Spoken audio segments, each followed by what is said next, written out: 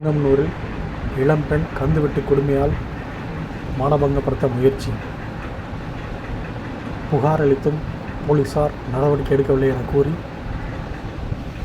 காவல் நிலையம் முன்பு 28ஆம் தேதி இரவு தர்ணாவில் ஈடுபட்டதால் பரபரப்பு. தேனி மாவட்டம் சின்னமனூர் அருகே புத்தகவாளையம் தெற்கரத வீதியைச் சேர்ந்த சுபாஷ் மனைவி சங்கீதா. இவர் குடியிருப்பு பகுதியில் வசிக்கும் பெண்களுடன் ஒன்று சேர்ந்து மகளிர் குழு அமைத்து அந்த குழு தலைவராக உள்ளார். தன் குழுவில் உள்ள பெண்களுக்கு சின்னமனூர் நாச்சியார் ஃபவுண்டேஷன் என்னும் தனியார் நிறுவன உரிமையாளர் தீபாவிடம் 40,000 பணம் பெற்று வாரந்தோறும் 2,000 ரூபாய் வீதம் 25 வாரங்களுக்கு செலுத்தி வந்துள்ளார். இந்த நிலையில் கடந்த வாரம் தேர்தல் என்பதால் மகளிர் கடன் வாங்கிய பெண்கள் சரிவர பணிக்கு செல்ல முடியாமல் மகளிர் குழுவில் உள்ள கட்ட வேண்டிய ஒரு வார தவணை பணத்தை செலுத்த முடியாமல் இருந்ததாக கூறப்படுகிறது. இந்த நிலையில் கடந்த 22ஆம் தேதி தனியார் நிறுவன ஃபவுண்டேஷன் பணியாளர்கள் தொலைபேசியில் அழைத்து நேரில் வந்து தவணை தொகை கட்டாததற்கான காரணம் குறித்து தகவலை நிறுவன உரிமையாளர் குறிப்பிட்டு செல்லும்படி அழைத்துள்ளனர். வழக்கம்போல் தனியார் நிறுவனத்துக்கு சென்று இந்த வாரம் கட்ட வேண்டிய தொகையை அடுத்த வாரம் சேர்த்து கட்டுவதாக கூறிவிட்டு வரலாம் என நினைத்து சென்ற சங்கீதா தன் தங்கையுடன் நிதி நிறுவனத்துக்கு சென்றுள்ளார்.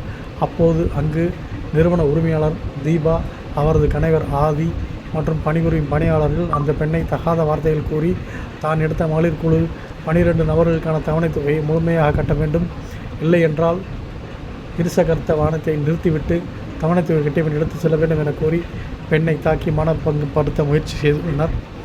அங்கிருந்து தப்பி வந்த இரு பெண்களும் சின்னமனூர் காவல் நிலையத்தில் பாதிப்பு குறித்து புகார் அளித்துள்ளனர். புகாரினை பெற்றுக்கொண்ட போலீசார் தற்போது வரை எந்தவித நடவடிக்கையும் எடுக்கவில்லை என கூறி உறவினர்களுடன் காவல் நிலையத்திற்கு வந்த பெண் காவல் நிலைய வளாகத்தில் நுழைவாயில் முன்பு தரையில் அமர்ந்து தர்ணா போராட்டத்தில் ஈடுபட்டார். இதனை பார்த்த போலீசார் உடனடியாக புகார் மனு மீது நடவடிக்கை எடுக்கதாக கூறியதையும் கேட்காமல் தொடர்ந்து தர்ணா போராட்டத்தில் ஈடுபட்டு வந்தார்.